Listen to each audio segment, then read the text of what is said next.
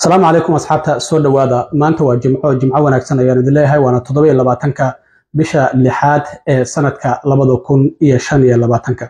muuqaalkan waxaan rabaa inaan idin kula wadaago madaxweyne Donald Trump oo maanta guul ay uga soo hoyatay maxkamadda sare iyo sidoo kalena guul kale oo waalidiinta muslimiinta ee caruurtooda iskuulada dawladda ay aadaan arrimaha la xiriira qoomuluudka in ay diidi karaan ay maxkamadda sare waalidiinta muslimiinta ay uga soo hoyatayna waalidin la wadaagaya balse marka hore soo dhawaad waxaan ognahay madaxweyne Trump markii xilka loo dhaariyay inuu wareegto ku soo saaray in caruurta wadankan ay ku dhalaan waalidiinta sharci darrada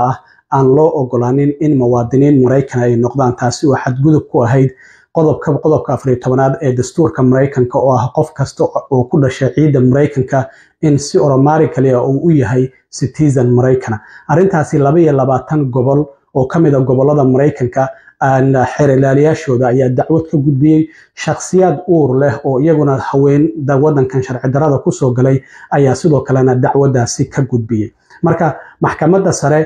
taamkeedii 9 bilood oo ay shaqeynayeen 9 garsoore ee maxkamadda sare ayaa waxay ku ekayd maanta oo 27ka bishan June oo gabagabada maxkamadda sare garsooreyaasha 9 bilood ayay shaqeeyaan 3 biloodna fasax ayay ku maqayeen oo bilaha 7aad 8aad iyo 9aad bisha 10aad isniinta u horeysa ayayna shaqada ku soo laabtaan markasta marka waxa maxkamadda sare loo gudbiyaa go'aanada muranku uu ka dhasho kiisaska la isku qabto oo dawladda iyo isku qabtaan gobolada ama shakhsiyaad sidoo kalena ay soo gudbiyaan marka 6 kiis oo ugu dambeeyay ayaa maxkamadda sare ay maanta go'aan ka soo saartay midkan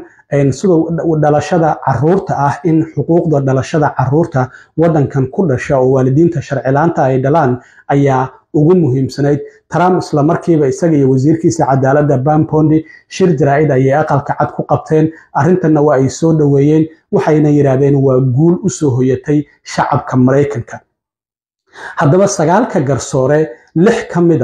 oo kuwa conservative-ka waxay isku raaceen go'aanka Trump ay ku taageereen 3 kuwa liberal-kana waa ka soo horjeesteen marka xubnaha taageeray oo 6 oo Trump go'aankan u ogolaaday waxay kala yihiin Amy Coney Barrett oo Trump uu magacaabay 2020kii markii xilka uu ka sii tagi rabay 4 sano oo wadankan maamulayay iyo sidoo kale gudoomiyaha maxkamadda sare John Roberts waxa sidoo kale ku jira Samuel Alito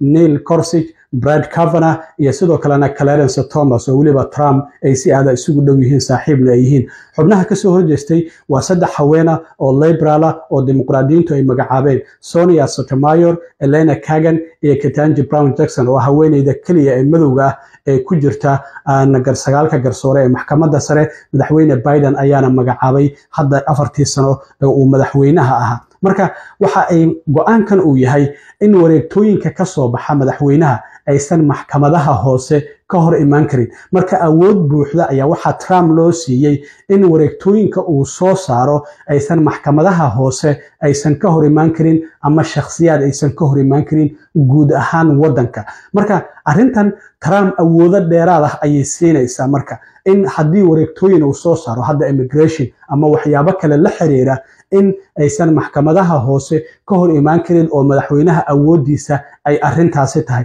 mana ahan Trump oo kaliya xitaa madaxweynayaashii ka horeeyay caqabadan waa ay haysatay oo marka go'aan ay soo saaraan go'aamo ama wareegtooyin waxa ka hor imaan jiray shakhsiyaad oo dacwad ka gudbin jiray ama ururo ha ahaadaan kuwa xuquuqda soo galootiga u dooda ama sidoo kale gobolada ha ahaadaan ayaa ka hor imaan jiray hadda bal shaxdan fiiri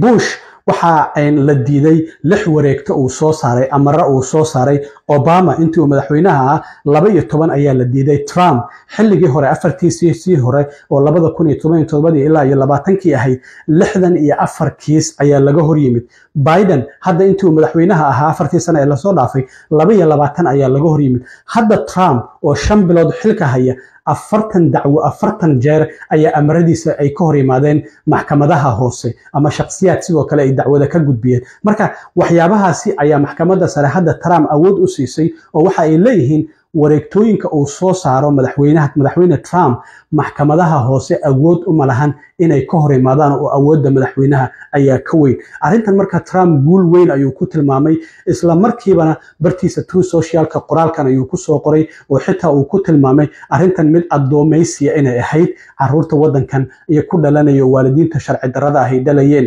marka shirka jaraa'id isaga iyo wasiirkiisa cadaaladda isla markiiba si aad ah ay arrintan ay u soo dhaweeyeen marka waxa ay guul u tahay Trump isla markiina waa u dabaaldegay sida laga arki karo marka xuquuqda dhalashada caruurta inkastoo weli muran uu ka taagan yahay laakiin haddana Trump inuu horay ugu sii socdo dhaqangelinteeda ayaa maxkamadda sare ay u suura gelisay maxaa yeelay hadda waxa la leeyahay 30 maalmood kadib marka amarkan maxkamadda sare oo maanta soo baxay Trump waa uu ku dhaqaaqi karaa dhaqangelinta in caruurta wadankan waalidiinta sharci la'aanta ah ay ku dhaleen haddii labada waalid midkood uu sharci leeyahay waa caadi laakiin haddii labaduba sharci la'aan ay yihiin oo ilmo ay wadankan ugu dhashaan inaysan citizen aysan noqon karin arrintaasi oo dastuurka ka hor imaanaysay marka taasi waa guul Trump u soo hoyatay oo dhinaca maxkamadda sare uga soo hoyatay maxkamadda sarena taamkoodii 9 garsoore maanta ayuu soo idlaaday 3 bilood ee soo socota waa ay nasan doonaan October oo ah bisha 10aad isniinta u horeysa ayaana maxkamaddu ay mar kale dib u furmaysaa marka Trump hadda haddii uu wareegto soo saaro 3 bilood waxay tahay inay u soconayso dhinaca kale waxa jiray in iskuulada public ah ee dawladda caruurta aada in meelaha qaar gobolada qaarkood loo dhigi jiray si gaar ahaan gobolada dimuqraadiga ah in ay caruurta buugaagta dadkan qowmuluudka ah loo akhrin jiray ama dadkan isku jinsiga sida ay isugu galmoodaan iyo waxyaabahaasi looga sheekayn jiray marka go'aan ayay ka soo saareen waxaa soo gudbiyay arrintan sidoo kalena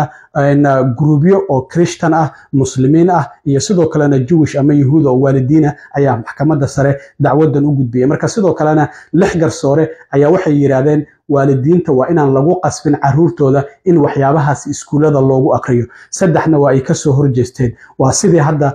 kiiskii ka horeeyay saddexdii liberalka ayaa ka soo horjeestay halka sidoo kalena 6 conservative-ka ay iyaguna ay taageereen marka waxay leeyihiin waalidiinta ay caruurtooda iskuulada public ah ee dawladda ay aadaan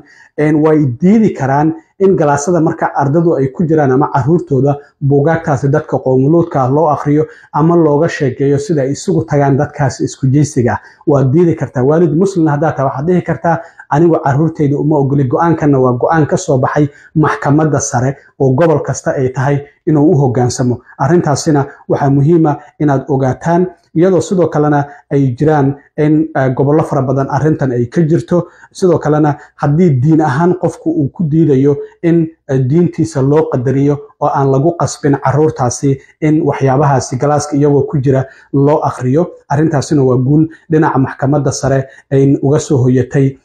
waalidiinta muslimiinta ah iyo sidoo kale waalidiin Christian iyo Jewish oo iyagu sheegay in ay diintooda aysan u ogoleen caruurtooda in waxyaabahaasi galaasada loogu akhriyo dadkan LGBTQ la yiraahdo oo isku jinsiga ah oo isku galmooda ama laba haween ahaadaan ama laba rag ha ahaadaan in arrintaasi aan looga sheekayn karin ama gender identity-ga aan looga sheekayn karin oo caruurta la dhihi karin wixii aad rabto ayaad noqon kartaa haddii aad rabto hadaad gabar tahay waxaad isku bedeli kartaa wiil ayaad isku bedeli kartaa haddii aad wiil tahayna dumar ayaad isku bedeli kartaa arrintaasi oo qaar ka mid ah gobolada Mareykanka xitaa caruurta u ogolaanaya oo Minnesota ay ka mid tahay in qalliin xitaa lagu sameyn karo ilmuhu haddii ay doonayaan marka arrintaasina waa guul kale oo dhinaca waalidiinta muslimiinta u soo hoyatay oo aan rabay inaad la socodsiiyo laakiin Trump in awoodo dheeraad ah la siiyayna oo wareegtooyinkiisa iyo amaradiisa aan laga hor imaan karin arrintaasina waa arrin kale oo maxkamadda sare ay u ogolaatay aad iyo aad u mahadsantiin asxaabta waxyaabaha kale ee soo kordha waa la soo socodsiin doonaa